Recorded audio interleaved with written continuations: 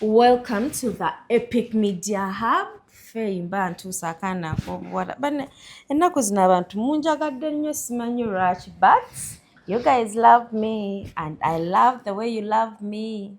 Mulimu abasajja mubakwagala. Kirabika kubanga buli kaseera bane kafeeyi nengamba mukama. But you're a good person. Yeah. And people appreciate omuntu babanga muntu mulungi. Bambi. Natural oli humble. Yeah. Ate abatakumanyi oli muyiriri. Bulijjo njagala omuntu aŋŋamba ebyo ebigambo otulawo ompulirize. Ate mwana wattu nze sibikugamba bugambi ebyo by'oli.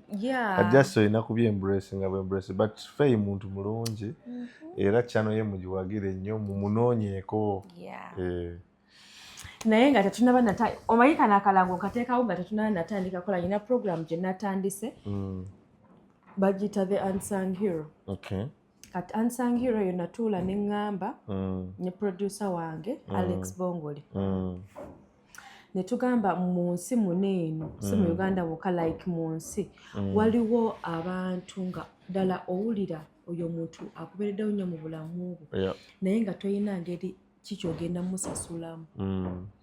Kati ne ŋŋamba olaba zinene award it's something small but when you award someone in your life like a normal person asobola okuba jjajjaawo asobola okuba mukwano asobola okuba oyagala ennyo oba Faye ne oba tondabangako naye ng'onjagala nnyo asobola okuba Abdu n'ogamba Abdu mu bigambo byayogera binkwatako nnyo kangende muweeyo award kati award otuteekako erinnya ly'omuzirawo notuteekako ne message yo evudde gy'oli netumuweerako n'ebirabo era we want to make it memorable nti nno buli muntu gw'obeera otutumyeko tuba tugenda mushuutinga tumuteekayo ku YouTube abeere nga yeerabangako agaye bannaye Abdu yansiima so please reach out to me ku social media zange konna kwendi ate nziramu tugende ku YouTube nakafunayo bakiraaya nti babiri ate ako kemukoze nkaagadde kasinga mukali akaabali abazuula abaagalwa abo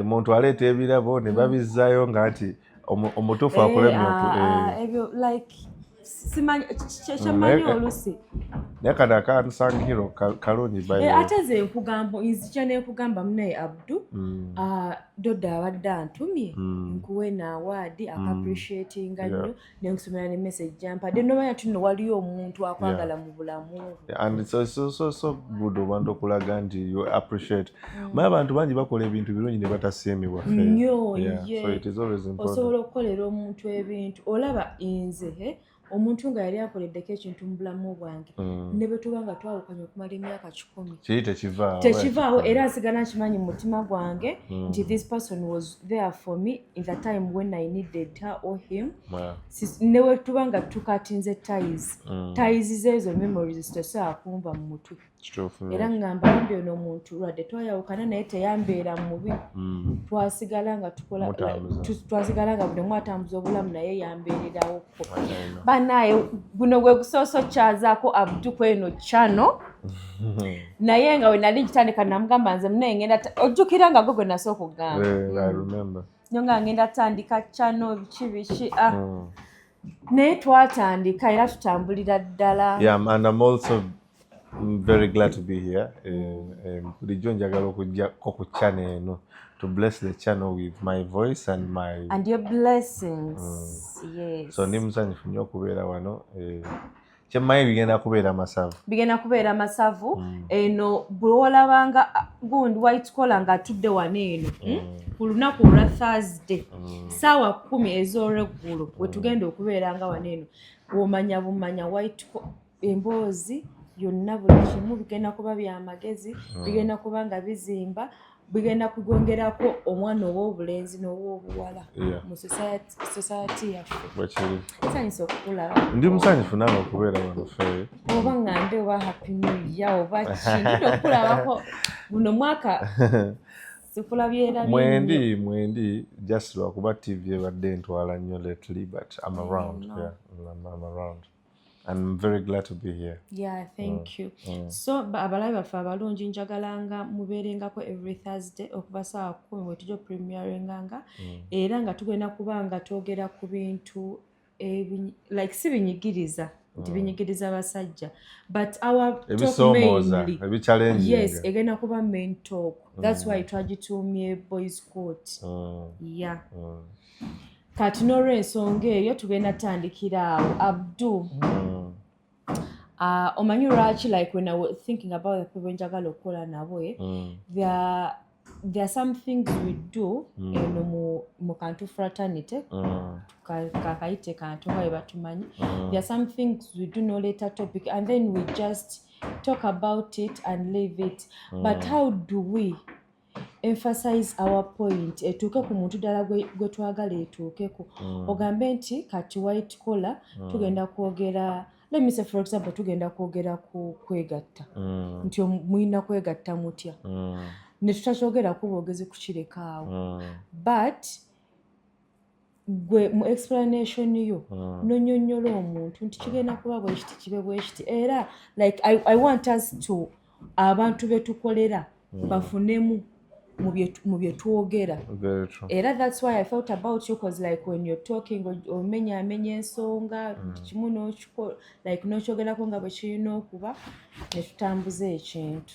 I also appreciate that kuba olaba lately abantu bangi I appreciate the fact that buli muntu alina opinion ku bintu ebimufa ebyo twogerako. For example relationships zino oba obulamu bwa bulijjo buli muntu alina kyabitegeerako and nekirala abantu buli muntu ebintu bino abye-experiencinga mu mbeera so it is very okay for everyone to have an opinion about them though sometimes tubeera twetaagamu expert analysis nti abantu abamu waliwo ebintu bye babeera balaba nga bo babirabanga ffe naye kati nga babirabanga bo but naye kati fe omulimu gwaffe as a relationship counselor and a therapist nti oba ebintu ebimu tubisoma ebintu ebimu tubikolako research we are fully invested in this kati ekintu okiraba beyond what meets the eye okitegeera because kati ngenda kuba ekyokulabirako abasajja omuntu kyangu nnyo okera ku makya olinaaba nga agamba nti omukazi oli yakubye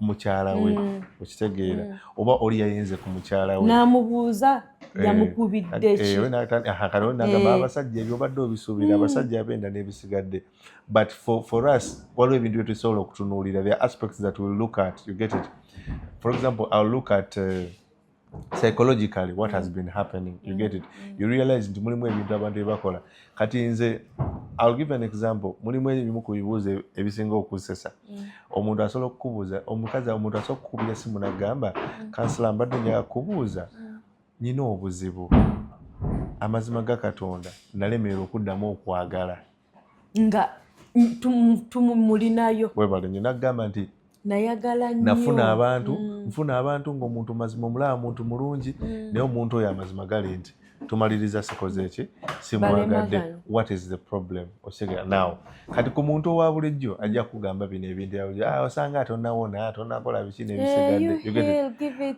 yeah but sometimes people have healed and somebody will tell you the truth is nawona but the issue is waliwo ebintu kati ebiri deeper into psychology for example abantu tebakimanyi nti no obwongo buyina I always talk about this buyina defensive mechanism bwe lwobeera ng'oyise mu bulumi obwongo butuuka ekiseera ne buteekawo defensive mechanism ekuyambeko oleme kuddamu kuyita mu bulumi bwebumu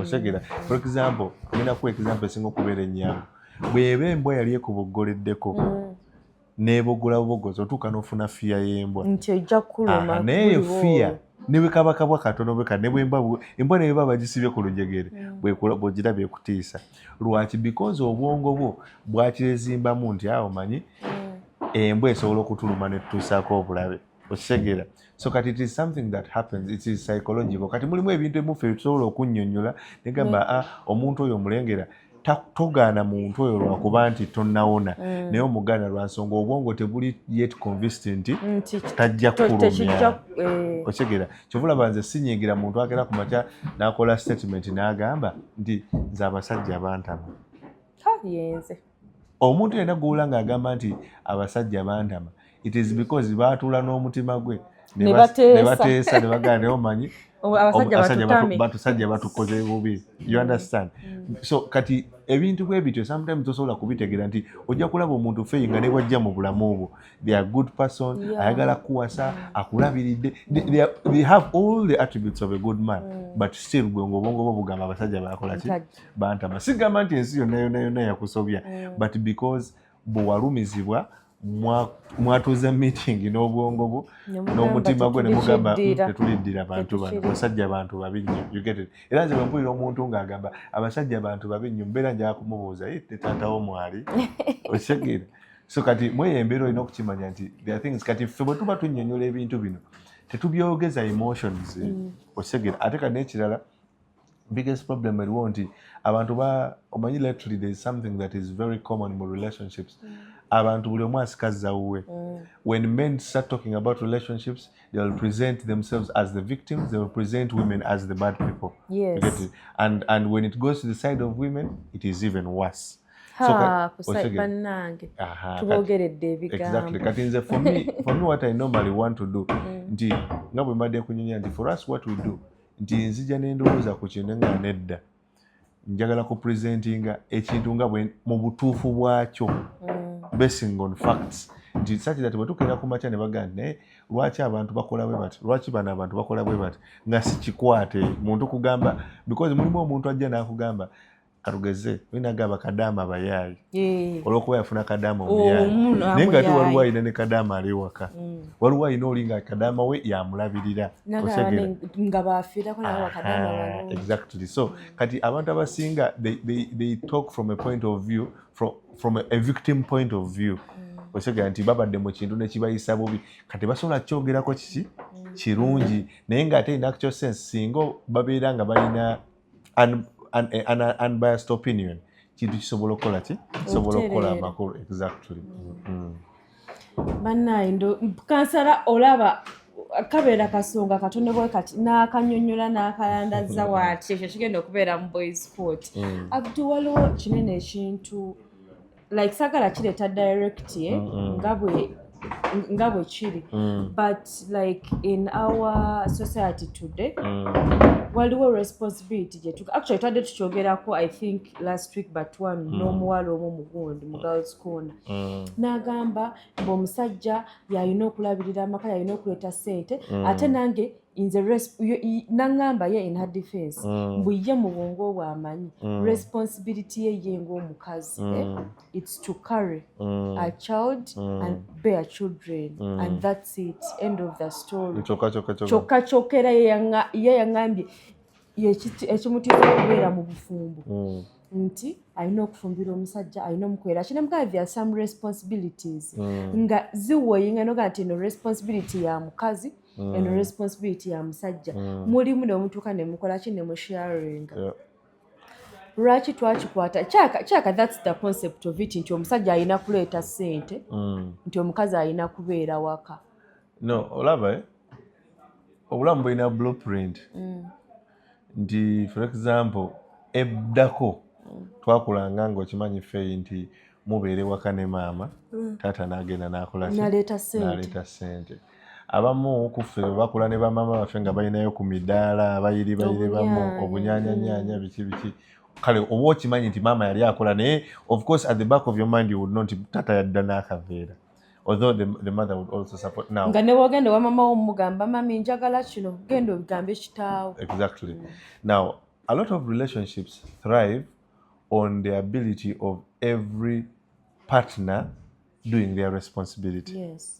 Nga bw'okyogedde nkyagadde nnyo engeri gy'okireesemu nti buli muntu they have a role to play in the relationship. I mean that's the concept of the relationship, exactly, right? Exactly. Nti okola role yo nenkola role yange, but ate mulimu ne role ezitugatta.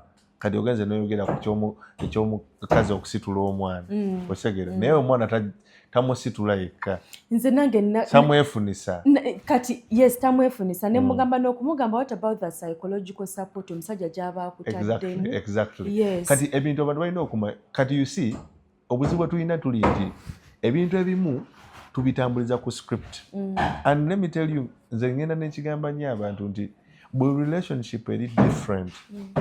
I'll give you an example.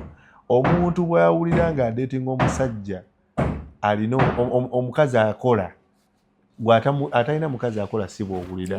The burden is different. Now abantu okuddayo ku kiki obadde oyogera nti abantu balemereddwa okwembulesinga fact nti buli muntu alina obuvunaanyizibwa ate tulina obuvunaanyizibwa obutugatta. Now ng'ovudde ku bino ebiri traditional nti omusajja technically a man is supposed to lead, a man is supposed to protect, a man is supposed to provide. Yeah.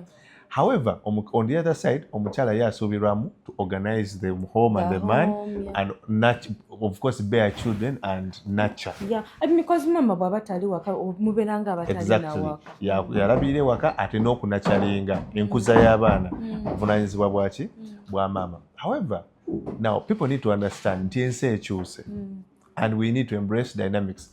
Kati obuzibu abantu abasinga bwe balina tulina ekintu kye bayita burden of performance. Burden of performance nti omusajja asuubirwamu okubeera nga aperforminga 100% watali nakwekwasa. Okitegeera nti omusajja okeera otya ku makya n'ogamba abeewo nti saafunye ssente bo baagala ki? Ssente. Tumanyi nti omusajja alina kuleeta ssente. Kati abantu tobulaba kati olaba and I want to blame that on our social construct. Our social construct etuwuddisiza nnyo nti tukula nga bagamba omusajja alina kuba mugumu, omusajja talina complaininga, omusajja talina kukaaba. Okitegeera now kitegeeza nti a lot of challenges that men find themselves suppressing a lot of their emotions and a lot of challenges that they face. Kyova olaba nti fe abasajja tumenya okutula ne tubeerawo n'obuwulirizi n'osirikira nga tobitegeera, si lwakuba nti toyina byakwogera, but because ne bw'onayogera tebajja kubitegeera. Otegeera fe tajja kutegeera nti leero biganyeemu. Nze ngenda kugamba kano fe abasajja bangi babagoba ku mirimu naye ne bajja ewaka ne batagamba bakazi baabwe nti babagobye ku mirimu because kati bonna era bw'onaabuuza nti bw'ona baga nti bangobye ku bagenda ga naye ani olwekikola waliwo n'oluusi abakazi bwe bagezaako nekigaana. Sorry to cut you off, nyina kasitula kengenda okunyuza like 1 minute. Nyina mukwano gwange, he's a really a good family friend. Kati yalina bbaawe baali babeeranga awo waggulu, saagala kwogerawo. Naye omukazi yagumira yali akola ku kyeyo n'avaayo n'alabirira abamanyi fe waabeera kati awo waggulu agamba awo si wembeera n'amulabirira bulungi nnyo to the extent nti n'atuuka n'afuna n'olubuto era right now amuyinamu abaana 3 n'abaana bennyini omwana omukulu ye yali amweweerera. Naye kati yatuuka nga takyasobola kukola, azadde abaana 3, alina responsibilities z'ewaka, buli kimu akikoze. Naye ng'omanyi omusajja kyakola, ng'omusajja ave ewaka n'ajja mu ttawuni, and he did that for like 6 years gye namumanyira. N'ajja mu ttawuni olweggulo n'addayo nga talina yadde n'ekikumi. Mu myaka 6 ng'omukazi nga amaduuka gonna ageewozeeko gaweddeyo. I swear kakyova nkugamba there are some things nga n'omukazi tasaa kigumira. Ate kati olaba you see nze kyobula era sikiriza mu bintu byagamba mbu omuntu olina okufa n'omuntu. Awo kati kankubuulire abantu balina ensobi gye bagenda ne bakola ne balowooza. I don't believe there is a perfect being, but we always allow ourselves to walk through people's imperfection as we walk the journey of love over our journey of life. Ebiseera ebisinga olaba feeyi omuntu atuukiridde, buli muntu alina obunafu bwe, buli muntu alina obuzibu bwe. Biggest problem gye tusinga okubeera nayo ng'abantu abantu bagenda ne balowooza nti buli muntu gw'ogenda okujja mu maaso go nakwana oba nakwogereza that person is perfect. Yes. Waliyo abantu nga baddiikuula, ekyo sigenda kulekeraawo kukyogera. Those people exist. Kati oyawula otya ddiikuula koza omuntu asobola okujja ng'ali mu kifaananyi kya perfection nga perfect naye nga munda ddiikuula. Time. Katonda yakola obudde. Ate n'ekirala ne bw'oba tolinze element ya budde, I always talk about tests. Tutestinge ku bantu be twagala feeyi. How? Tutestinge ku bantu. There are so many forms of testing. Kati era testing y'omukazi kuba genda kugamba banaye kola njagala kungulirayo ka Benz. Mugambe bannaye feyi kati ne feyi no kati ebyo bireke osegera kati I'll give you an example waliwo ze tuyita indirect suggestion tests omuntu asookera ku makya feyi nga tunabiranga tutule noga naye wabula mu mwaka ogujja njagala kuzaala katugeze ndi musajja naye nga mwaka guno nyina okufunayo akaana omukazi naga nze nno nga siri lwedde kuzaala kitegeeza bwemba nga nze njagala mwana kati bwuba basikwetaaga mu bulamu bwange ate lwaki lwoba tompaamu obudde butono paka wennaatu kati just imagine nga neetaagayo ng'emyaka ebiri olina akantu k'ogambye fe olina akantu k'ogambye nti tukola tests zino okumanya njagala kumanya kika kya muntu because olaba ekikuuma omukwano nga gutambula feyi byebigendererwa ebiruubirirwa n'ebigendererwa nti bwenkera kumakya ne mmanya nti okay nze njagala kusetolinga nzize nkukwanya njagala mukazi wakuteeka waka feyina nga bannaye nze simanyi naali nzija kazigo kange okitegera nze kati okufumbirwa tuli mu 2026 aga bannaye nze kati okulowooza ku by'okufumbirwa nyina eyankyawa mu 2021 ng'ayagala seboze ensetolinge mu 2021 nga nakatandika obulamu teyakukyawa yakuleka bulesi naye lwaki oba omuntu omuleka anti olaba kati egambye feyi obadde obuze ekibuzo n'oŋŋamba nti otegera otya omuntu omukyamu n'omutuufu yes people are going to impress people are going to try to paint a good picture of who they are but trust me time is of essence time is something that is going to help you omanye nti feyi mutuufu oba si mutuufu okitegera mulimu n'ebigezo okitegera nti waliwo ze tuyita endurance tests okitegera nogaa nti okay feyi wali obaddekaawo n'omusajja n'olaba ng'omusajja ono buli kaseera omala musindikira message n'alyoka akuddamu nogaa naye njagala leero mmaleko akaseera nga simukola ki nga simuweereza message omwezi gw'omulamba nga yadde feyi tokisosa nnyo mwezi mulamba nga toyogera na musajja kati olwoba oyogera naye nanti nze nakikola yogerako ennaku 3 naye mwezi mulamba munnaye kati kakubulireko towulira bane nabwala bajja ne bagamba bane mwe muyinayo bu boyfriend gundi disappear and appear oba bu boyfriend wa disappear and appear ajja nagamba hi my love nemutandika fulatinga mwawo nemutijja okumalanga weeks 2 out of the blue nabula nakobawo kwa miezi mukaaga omusajja asobola bikola nga akuttemu naye kati mu abakazi ate ebikozi olina nti mulimu abawala nga ye gw'oliwo kumala bizibu bye bw'olabiramu n'ebizibu gwe gwayagala kukozesa biki but okuddayo ku point yaffe olaba fe people need to understand nti osobola okutestinga omuntu n'omutegeera n'omumanya kati ffe obuzibu abasajja bwe tulina mu generation eno nti generation eno ebintu bitabuseemuuko nnyo abantu abamu tugwa mu buvunaanyizibwa nga tetubukola ki tetubwetegekedde ekyokubiri ebigendererwa by'abantu lwaki batandika relationship tebibeera pure people don't have genuine intentions feyi nkulaba wali nondabikira bulungi nenga akakyala ako nandika kuttemokko okitegeera abantu bajja kubakwata mu bukwasi omukazi nawe obeera eyo n'omanya nti ki white collar kino tukola ku mulimu gwe gumu okitegeera kijja kugulanga langi abantu badeetinga abantu nga oli akulaba mu transport we akulaba mu lanchi we akulaba mu rent we naye bebana abawala bakyeyi yasuubira nti n'omuntu ategeera ebyo ebintu bakyabi kati nomukano kati njagala kugambe kana akantu nno feeyo kategeere bwe kijja ku byokufuna ebintu ebyokkaweweevu abakazi tebaliiko time because I mean we have to be we are babies chovola banze sinanya na mukazi ava mufumbula otandise okusumulukuka amazimo jaga kati zikankule omukazi asolo kati kankule n'omukazi of course amakazi banjawulo tetusijja bateeka mu kisero kyekimu but abakyala abangi nnyo baagala nnyo kubeera ku receiving end a lot of women nti osobola osanga n'omukazi ng'akola naye ng'era ayagala because ate tokibanenyeza kiri mu bwongo bwammwe nti ebimu kubiraga omukazi nti omusajja amufaako ebimu kubiraga omukazi nti omuntu gwadiringa naye yamutegeera kwe kubanga olina gwe butonotono bw'omukolera tajja kujja ku mulimu ajja kuba ku mulimu ojja omuleetere ku kimuli ajja kuba ku mulimu mugambe ka oda kemmere kaze obulamu bwaffe oba obusumu webale nnyo because for them that is assurance constant assurance that omukwano weeguli however abantu abasinga ebuzibu bwe tulina nti kati ebyo bwe bitandika okunanaagiramu oba ne bikomamu nga tebikyajja. That is when faith starts thinking kati obikolera omuntu omulala. That is when somebody thinks tokyamwagala. That is when they start thinking toli serious wabikola buli eri nga otandika.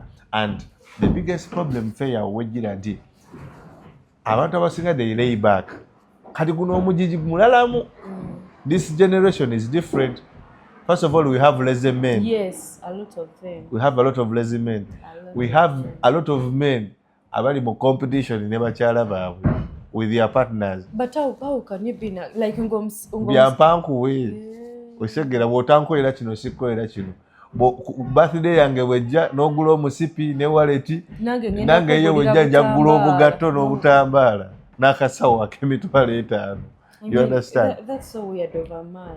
It is not weird. You see, when you see abantu katika nkubulire nakugambye nti social construct yaffe abantu bajja bayiga ebigambo bino olumu bye tubeereyo bano abantu abakola obuntu bye tubeereyo ne twogera osegera mulimu omusajja ayimanyi mu kantu ogenda kwejjamu nange nkakola osegera so kati olumu there are times when you are out there and n'owulira omusajja ng'ayogera ebintu ebikyamu ku baana abawala towa mwana muwala ssente towa muwala ssente tokola kino n'ogenda n'owulira omukazi ng'agamba towa musajja ssente like you get it, that kind of competition. Nagwe nagambye nagenda ku date n'omusajja n'ensasula katankubi. Naye kati olaba ekyo olina okikola ng'omusajja alina akututte ku date nga 20 it was even our first. It was our first nga tetumeetinga wawulira otya wafa? No safa. I mean I had the money. Kati banno balina ki? Lwaki temukopa ffe? Date yo yali erina okubeera documented. Abantu bagirabeko balabe. Isn't that thing normal? Obadde okimanyi nti nga buli June nga 9 bagabe emidaali gy'abazire kololo. Badde esaba kuweeyo omudaali. Bannange mubeere nga Feyi yatwala omusajja out n'asasula biru teyafa. Emitwalo 28 mu 13. Kale nno munnaye nkubuulire nze oba nze ndirakemu ndowooza I've had people pay my bill before. Mukwano gwe white collar. Naye ate munaye ng'ate tebagisasula nti sibadde siina ssente. Naye omuntu n'agamba no, it is me that suggested to take you out. Kyetwogerako that the thing. Tokolera muntu kintu nti talina, but you just do it like with a heart of willingness. Anti kati olaba ekyo era kituzzayo ku kiri kye tubadde twogerako kati olw'okuba nti abantu people lately tuyinamu abavubuka abatalinamu kasente. Omanyi waliwo enjawulo y'abantu babiri bino njagala era abantu babitegeere. Waliwo enjawulo y'omuvubuka atalina ssente naye ng'akola. Because namuvubuka atalinamu ssente alimu emyaka. You don't expect a boy who is at campus omuntu akyasoma omusuubira okuba ne ssente okitegeera. Abantu abasinga bakyafiguring out bulamu. Actually omusajja okutandika okugamba nti kati obulamu kati mmanyi obulamu bwange gye bulaga, it is usually at 30 years. Si mingi va kuba n'abantu nga yakera n'ava ewaabwe abadde ayiriba kati ngenda kugamba kana akantu. Yes, mulimu abantu abadde mu bulamu nga abadde agenda n'akola side hustle gye bali and we really applaud them. But then mulimu n'abantu nga abadde obulamu bwe asoma badde waka nsoma. Kati imagine wano omuntu nga abadde asoma at 25 aba amaze degree. Jukira ensi ya Uganda nga bw'ogimanyi si mulimu amala okusoma agenda kufuna omulimu. Kitegeeza Katonda wabata abavubuka on average abavubuka abasinga between 25 to 30 they are trying bagezaako kutereeza bulamu kunoonya mulimu guli stable leero okolako wano enkya n'ovaawo n'okola wano okitegeera. At 25 a lot of those young men ali mu kuva waka because abasinga babeera waka ali mu kwetongola no ngamba at 25 maze campus kati nvudde waka nfunyeyo akayumba ngezako kwetereeza. You get it? Nti kati okutandika okugamba obulamu nti kati ntandise kati okufokasinga kati kitegeeza kati olwo nno tulogera ku muvubuka naali idiru nti obulamu bukutambulidde bulungi kuba obulamu bwe Uganda nga bwatandise kusakatambooko oyimuka bubukuzaawo oyimuka bukola ki bubukuzaawo nti nkozeeko ku buli mulimu but at 30 now you mean olaba nti omuntu atandise okwetereza ebyaddala yali mu kasingo room kati akavuddemu agenzemuko mu kaddabo room aguzeemu ku bintu mu nnyumba afunyemu akalimu akali stable ayinamu ka disposable income nti bw'omusaba ekizibu ky'emitwalo 2 tekimuwe ku byampi you get it alabika bulungi ali appealing and then they are ambitious as well ti njagala kutandika ka business kange oba ayinayo aka small business now olumu abantu musaba ebintu bingi mu bantu nga tebabisobola osegera you're dating for example tulina mu bana abantu twabatototo you're dating you're a girl of 21 you're dating a boy of 26 omusaba bingi osegera ayina omulimu gumu emitwalo 4 mu age asula kazigo ka mitwalo 15 lwaki abayingira mu kino ekyokugamba nti nno ayina omuntu gwayagala obeera naye nga tannaba kutandika kwetengerera ate ngenda kugamba nno kanaakambe natural omuntu aba tayagala kubeera na muntu nti because okubeera n'omuntu ekiriiko ssente it is about the need osegera kati nange nga bwe nabadde awo neŋŋamba banfuneyo omusajja mutolina musajja ndayira ku kyommanya neke twawukanyeemu awo bwe wandeka bwendi obeerawo otya tewali naayira genda kukubira ku maama wo mimi kasooka nkugamba akantu katereza muwalawo muwala wagenda kudibira ku lujja kati kankubulireko oyo omukyala yandibiza oyo omukyala yandibiza asobola tusanga wano eno ye n'atulirawo ati n'agamba okola kine akuteekako mutindo n'agamba bintu yammwe sibisi ne biyinza obutakola you deserve better things ali mu kukutegeka ali mu kuteeka she's creating a standard for you anyway okuddayo ku kiri kye tuwali twogerako nti sometimes abavubuka bambi olumu twesanga nga tulina pressure to perform the burden to perform eyo gye mbalega nti otuuka ekiseera n'obeera ng'oyagala owulira nayo element eyo nayo weeri kuba kati waliwo wendaba nga omuvubuka asobola okuba nga ekituufu talina nnyo naye nga oba akagurupu kaalimu oba influence oba ng'omuwala alina akagurupu kaalimu nga tayagala omusajja yaswale mu bawala olaba ekintu kyokukakasa ekyo it is natural mu bulamu omuntu okubeerako waggulu okutegeera and waliwo ekintu mu bulamu actually it's called hypergamy abakazi naturally it is kiri mu nature y'abakazi okwagala abantu mu social status nga babasingako kitegeeza bw'oba ng'okola ku bank oyagala odeetinga omusajja ng'ali waggulu kati ekintu ky'okukakasa kino wekijjiramu elementi eyo gyoyogeddemu elementi hypergamy eyo ekola nti omuwala alina gw'ogenda okujja mu maaso ge olina okuba ng'olina ky'omusingako for example bw'oba ng'omukazi alina iphone 12 bw'oba ng'olina essimu nga ya ssente entono ku yiye alabira ddala nga tojja kumalako naye you understand nti omukazi atambulira mu uber bw'omukwana ng'oli wazugu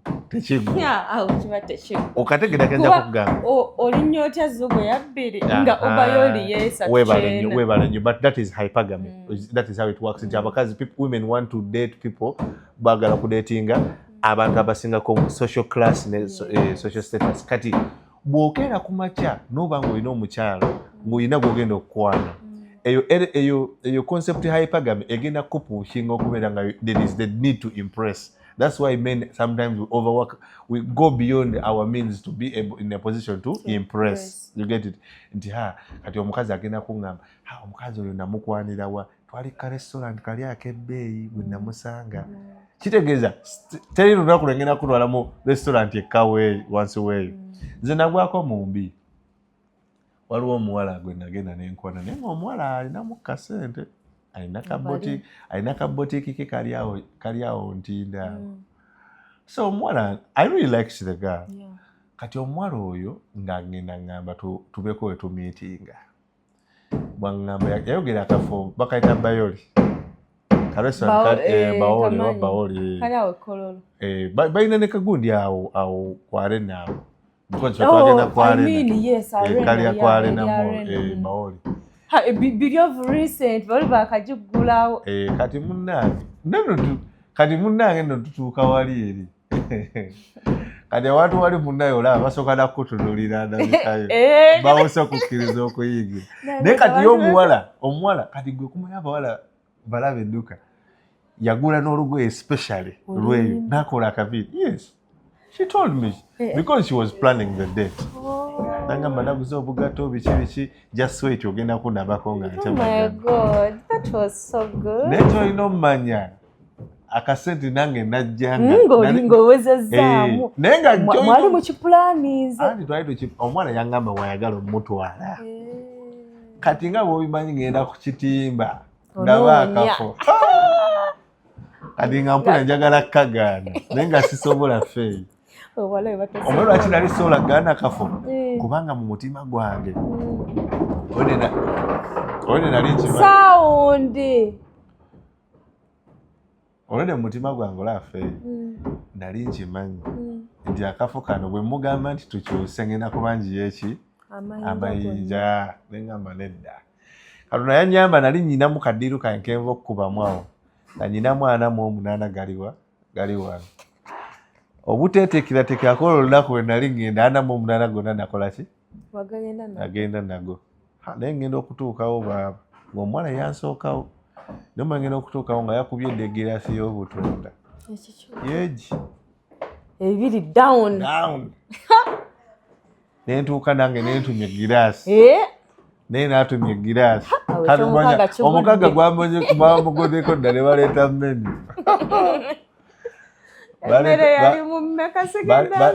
baleeta menu naye nga ndowooza ekintu ekisinga okubeerako ng'ekyalayisi ndowooza nga kiringa mu 10,000 ekisinga okubeerako ng'ekyalayisi but it was a very good experience. Akafo kalina ambiance kalabika bulungi okitegeera and tugenda okuvaawo nga ndowooza nali spendize gyali 32,000 kati ate okumwokyayo wano wakola oti anti awo wenzija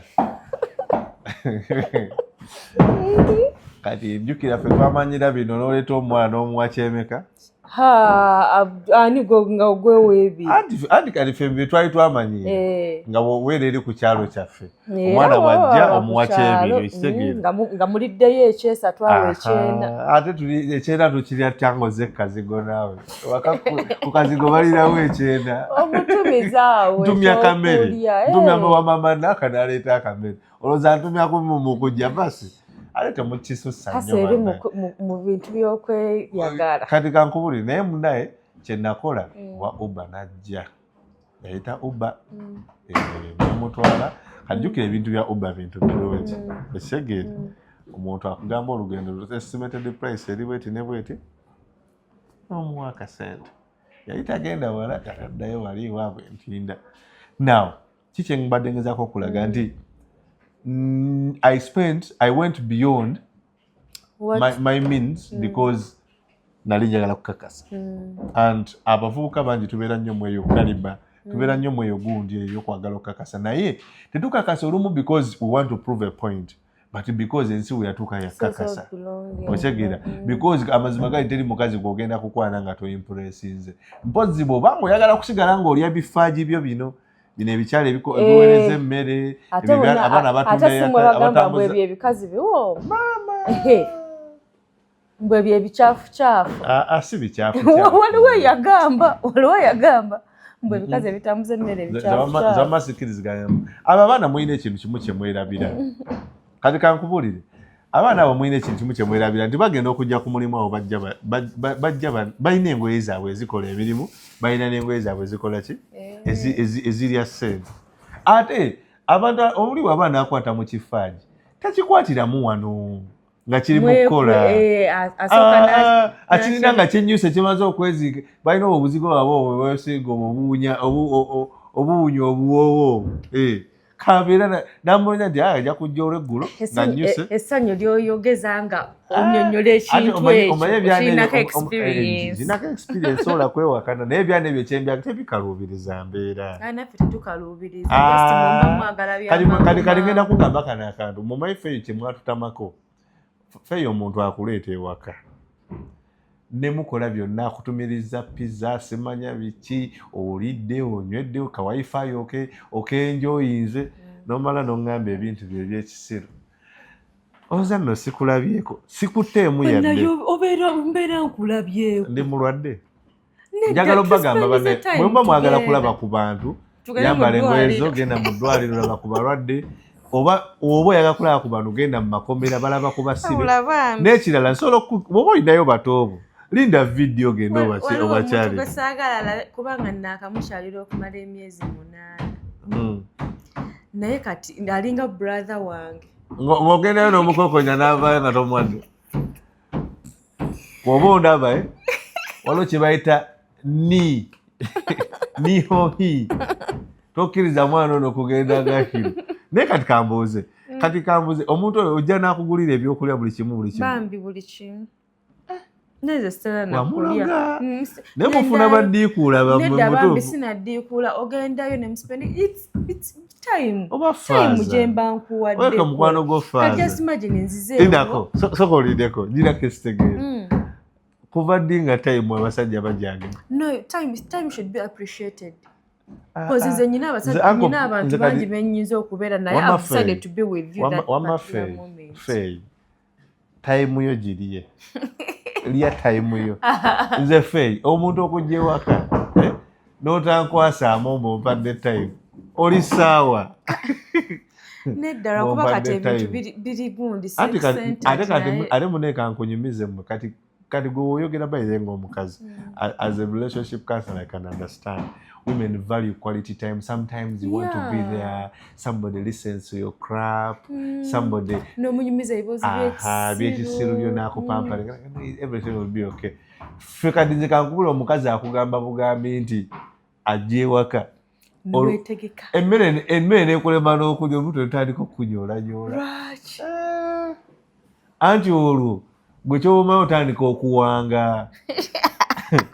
Era kankubulire olaba kyobulaba nti bayire ngenda kugamba ekintu kino nkigambira nnyo n'abawala bangi we should avoid ogendewo omusajja nga togenda kumukwasaamu feeri you should avoid it abawala bangi they have been forced okwebaka n'abasajja lwansonga ffe yozze ewange nga nze nyina byenkusuubiramu ekyo mulina okukimanya ekyokubiri ffe kankubula ensobi gye mukola omuntu mutegeke mugambe munaye nzijeyo naye terikukwatamu akugambirewo tozuuza mbaligazo wano kubanga omusajja kati kankule omusajja olwedde kasoyingira akazigo bwe ng'obufaananyi butandika okukuba naye munange simanyiza oba nyina mikisa mu mikwano gyange basajja oba abalenzi mu bantu bonna bennaakakyalira omanyi kati waliwo wootuukanga gundi motivu yo kati njimanyi yakuneebakako kati amba sigenda kipushinga nnyo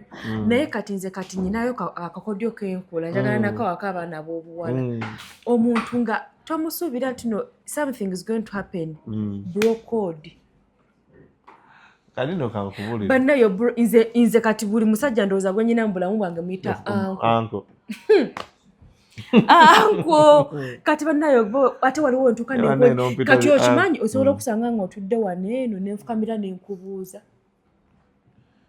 anti kati oyinza okwefukamiza weefukamiza bwoti omuntu n'akupamu akafaananyi ng'olina ewala woofukamidde just gwe kati obwongo buyina gye bwagala okudduka kyengezaako okugamba kankuli omusajja ng'ayagala kulya ne bw'omuwudisa otya aba ayagala okulya and let me tell you fair kino ekintu abantu lwakuba nti temukiteekako nnyo sira naye let me tell you amazima gali nti mu bintu byonna byonna bye mukola mwewale nnyo ogende w'abasajja naddala omusajja ng'olyamu kasente ke wewale nnyo ogende we nti omwezongezaako because kati kankula kati naye tubeere baamazima ffe amazima omusajja n'oyingira ewuwe n'aba nga ali mu kwagala kaliipo okola otya n'abantu bayegeragana naye ku myaka gy'ono omuwala yavudde ewaka ayingire mu kazigo k'omusajja ng'asuubira ki just nze ndowooza ebyo ebintu byonna managers twakiteeka mu buteesi kino bwe wagenda okukyalira omusajja wabeerawo ekiriwo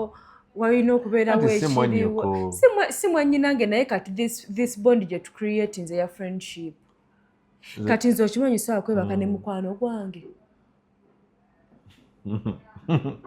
sisobola because nze mbasagala kuteerera gundi friendship gye tulina ng'ogitta otya era begenda kufa nati kati nze waliwo nga bintu just nze seeyisaamu buyisa banyina okubeera nga ndi patanaawo anti kati olaba kati kankubuulire you see kyegaye nti musigale ewammwe mujja kuleetera abavubuka emize abavubuka namwe musibeeko kumpatyoho fe kati kankulepa abasajja baatukolanga bannaye okukyamuka tukyamuka mangu ate mukyamuka bubi ate tukyamuka n'ebitaliiyo kyovulaba fe abasajja ate when it comes to bintu by'okwegatta abasajja kirala nnyo kyovulaba omusajja asobola okwegatta ne maid nga maid tasinga mukyala we wawaka but tubeera n'ekyo ekintu just ekitono ekitumalako emirembe waleese kimaidi ebyo bimaidi bibaleeta ewaka kiina ebbeere tutu tekissaamu kalega kyambala bivesti omusajja bwe lwatunula waneeno mu side mirror beefuula abatalaba ati abeera ati abasajja abo balina side mirror abeera kibanga ekiyitawo olalako omukazi nga omusajja nga bamwesaako ebbina omukazi w'ebbina ayitako naye efuula nga naye nga side mirror nnyo kati side mirror y'abasajja eyo gyolaba ekola okufaako obufi kati asobola okubeerawo nga bulalabe omukyala amuyisizaako ebbina amuyisizaako ebbeeyi n'atuuka ekisa nga tatunulidde the holistic view osegera naye ng'abeerawo naga omuntu ono nandikuttemu kati gwe embeera kyolina omanya nti when you find yourself in such a situation kkiriza gaana omusajja agenda kukozesa ensobi but for me nze njaga okigamba abaana ab'obuwala abasajja teri kintu kibasinga kusuubiramu serina nsonga lwaki akukwana nga kwagala kwebaka naawe kati bulwobeera ng'okimanyi nti gundi pure intentions nga sina byakwebaka n'ebyakulema mwana wattu aba pure intentions bw'obeera magnifier bali bwe bati batono bali ate mwana wattu kati kankubuulire omusajja yenalina gambo omuntu aba pure intention obalaba bogamba bamitinga abantu mu restaurant mu open spaces oba si kyekyo kati kankubuulire okimanyi feyo omusajja asobola n'okujja gy'osula era nayagala atekerewo embeera mu nju oyo niba lwaki omusajja aba neebakako mu nyumba yange nga tisijja agisasula n'ogisasula anti kyekyo kyegamba nti kati ne bw'aba agisasula ne batagisasula kati kyovulaga kigamba nti you need to be very very very vigilant when it comes to bino omusajja yampise because for already omusajja okujja nagamba nti omanyi nkwagadde oba nkulabye n'onsanyusa gwe kimanye mu bwongo bwe kati aba eri gye kiggwera okisegera eri muntu agenda kukwana nga yagala kubeera mukwano gwo kyovula nze sibeera mikwano gy'abawala mukwano oli mukwano gwange kati gwe oli mwannyinaze it is either somebody is my sister neze sibeera na mikwano gy'abawala okisegera kubanga nkimanyi omukwano gw'abawala ogwo gulaba naye kati waitwa oyagala kuŋŋamba mbuno emikwano gy'emiwala gyonna siina mukwano gwa muwala era either you become my sister to me oba twejjamu awulaba jack ate nyina eyange ekkugulu kika so just abantu balina kwebeera muso kati njagala tufundefune naye like nga tumaliriza in kyetwadde twogerako in a relationship or in marriage kyonna kyekibeerawo responsibilities gize tulina okumanya nti nno kati zino za mukazi zino za musajja zino tulina ozigabana so just like I was saying nti obuvunaanyizibwa obusookerwako ddala obw'abasajja a man is supposed to provide a man is supposed to what is he supposed to provide money not necessarily money osegera but provision provision eri mu bintu bingi provision can be emmere provision can be in terms of ebyetaago w'abaana bikiba naye okusingira ddala wano katugaye basic needs provision esobola okubeera in terms of that okitegeera but teri limited okitegeera nti nze bwe otagula mmere nedda two omusajja alina okubeera nga protecting omukyala we when we talk about protection we talk about emotional support or protecting the mental well-being of someone okitegeera then you need to be in a position to protect their dignity okitegeera omukyala nga bamuzoganya ensi yonna emugamba tozaala ensi yonna emugamba oli bwoti ne bwoti a man is supposed to be there akubererewo. Of course waliwo neno physical protection tutambudde osegega saagala muntu akwatako okitegeera bali mu kulumba abala bakulumbalumba ogamwe omukwata ku mukazi wange osegera n'omubbi of course wabazze ekiro omusajja bakusuubira nti gwe ndosookayo naye nawulira ka audio eri nga katambula nali nfudde mbu abula mukazi gwe twawukane mbu babadde batubba wabadde olekana ki katolaba omusajja bwatokeza atasobola ku protecting yali munafu naye nga ekyo kisookera ddala then ekirala omusajja kyalina okukola is leadership neno eyo leadership n'atagisukkulumya nnyo nedda leadership teriiko kusukkulumya leadership is leadership okisegeera leadership there is a difference between leadership and authority okisegeera leadership is leadership is when you determine what tulaga you give direction to the relationship because omuntu okukulembera ekintu kitegeeza nti okumaakuma ono akugoberera nti katutugenda tutambula bwe tuti somebody is supposed to support you mutambule oza kino tukyagala wano bwe lwobeera nga gwagwe omusajja olina okumanya nti relationship eno tugitwalawa kino kyetuvuga kiddawa you get it now abasajja abasinga ebyo bisatu bye mulina okubeera nga mubeera nabyo of course ebisinga bino bitutambuza bigwawa mu ebyo bisatu now when it comes to the women naturally okitegera are supposed to be organizers of the home. Organize that man, organize their home. Otegera alina ekyokwambala, alina ekyokulya, waka bwendeetawo abantu walabika bulungi, okitegera ebintu bwe bityo. Obeera nga support system yange. Ekyokubiri, abakyala are responsible for nurturing and grooming children. Naddala nga tukoze ki abaana abo tubafunye. Now, biggest difference where indeed the dynamics of life have changed. Nti leero sente zibulamu feeyi leero abantu babeerako mu position nga balina ebaagala okulaba okukola naye embeera neebazoganyaamu olumu omusajja tafuna kimala okitegeera alina akalimu kakola kafuna $1,000,000 newe musula wa bbeeyi obulamu bukalubyemu so omukazi kyakolamu eyo embeera akusapootingako naye for some time nedda ebiriko timeline uliriza akusapootingako mukkiriziganya ekitinitini akusapootinga support is support kyengezaako okugamba kyekino of course omaganda balina olugero lugamba nkwatiraako tebufuuka ki bombowa for example bw'obanga omusajja tulina mulimu omukazi n'agattawo tizinze nti agenda alabirira bbanga lyonna kati ekyo abasajja kibatamanyi ekyokubiri njagala nnyo omusajja ogambe nti omukazi ono bw'ayambako